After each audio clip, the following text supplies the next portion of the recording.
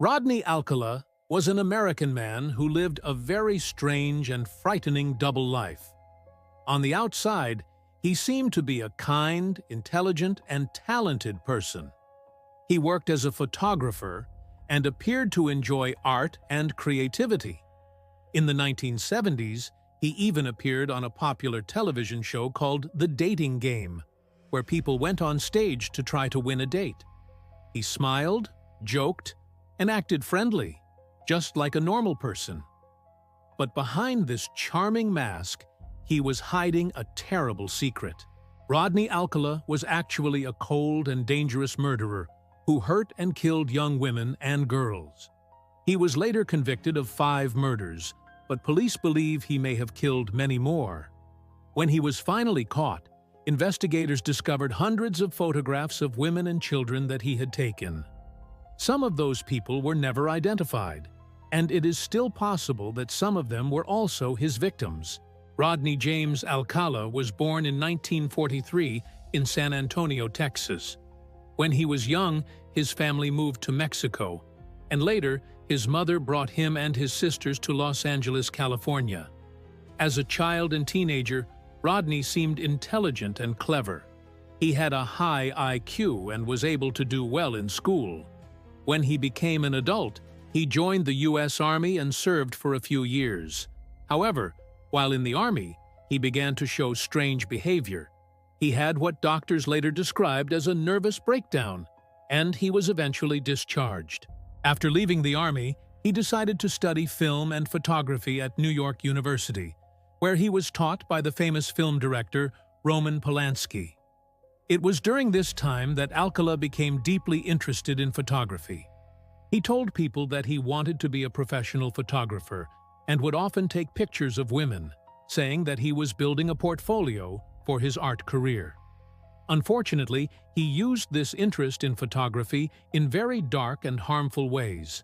In 1968, when Alcala was in his mid-20s, he committed his first known crime. He kidnapped and assaulted an 8-year-old girl named Tali Shapiro in Los Angeles.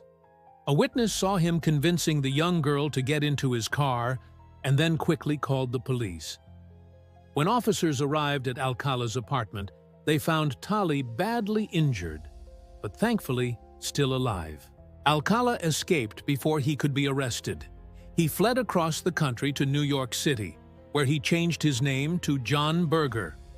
Using this fake name, he got a job as a counselor at an arts camp for children, pretending to be a normal and trustworthy man. But his past caught up with him a few years later, when the FBI discovered his real identity. He was arrested and sent back to California to face charges for what he had done to Tali Shapiro. He was convicted and sent to prison, but shockingly, he was released after only a few years because of laws at the time that allowed early parole. This turned out to be a terrible mistake, because once Alcala was free, he began to hurt people again. After his release, Alcala went back to taking photographs. He often walked around beaches, parks, and city streets with a camera, approaching young women and teenage girls. He would tell them he was a professional photographer who could help them start a modeling career or get their pictures in magazines. Many women trusted him because he was charming, well-spoken, and appeared safe. He would take their photos in parks, apartments, or quiet places. And some of those women were later found dead. Over the years, a pattern of murders began to appear. The victims were mostly young women who had been strangled and often assaulted before they died. At that time, police did not have the advanced DNA technology that exists today, so it was difficult to link all the cases together. Alcala also moved around frequently and used fake names, which made it harder for detectives to track him. In 1978, something shocking happened that made Alcala's case especially famous. That year, he appeared on a popular television show called The Dating Game. In this show, a single woman would ask questions to 3 men hidden behind a wall, and after listening to their answers, she would choose one of them to go on a date with. Alcala introduced himself on the show as a successful photographer who loved skydiving and motorcycling. He smiled, flirted, and joked with the audience. To everyone watching, he seemed confident and charming. The woman on the show actually picked him as the winner. However, after the show ended, she refused to go on a date with him because she found him creepy and strange.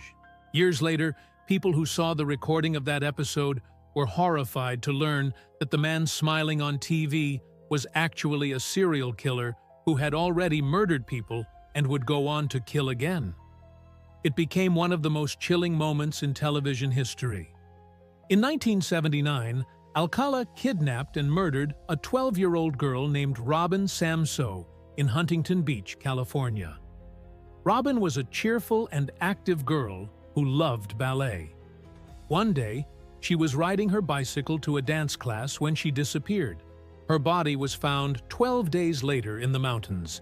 Witnesses said they had seen a man with a camera talking to her before she vanished. Police soon identified the man as Rodney Alcala. When officers searched his home, they discovered hundreds of photographs of women and children. Some of the people in those photos were later identified as murder victims, while many others were never identified. The pictures were haunting, showing women in uncomfortable or vulnerable positions. Investigators believed Alcala used his role as a photographer to trick women into trusting him before attacking them. In 1980, Alcala went to trial for the murder of Robin Samsoe. He was convicted and sentenced to death. However, the conviction was later overturned because of mistakes made during the trial. Years later, he was tried again and convicted once more. But that conviction was also overturned because of another legal issue. It was not until 2010, 30 years after the murder, that he was finally convicted again. This time, for 5 murders. The victims were Robin Samsoe, Jill Barkham, Georgia Wixted, Charlotte Lamb, and Jill Parenteau.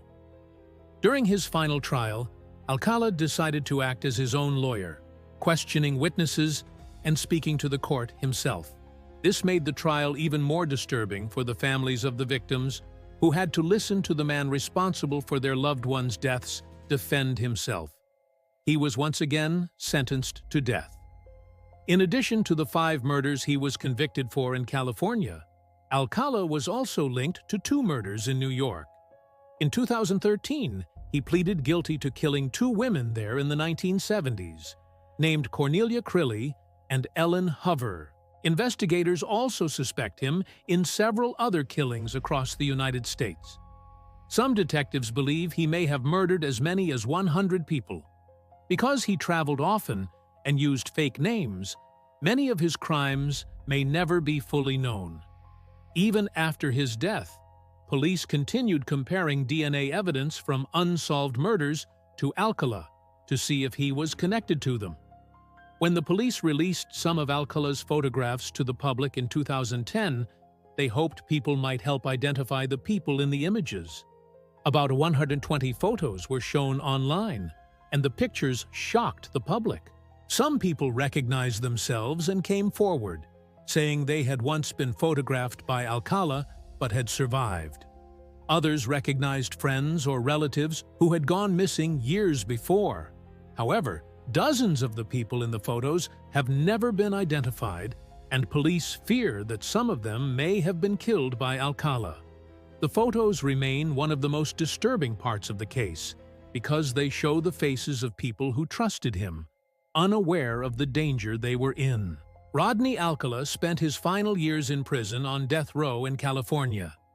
He remained there for over 10 years, waiting for his execution, but he was never put to death.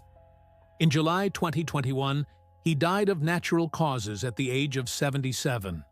Even after his death, investigators continued working on his case, using DNA and new technology to connect him to other unsolved crimes.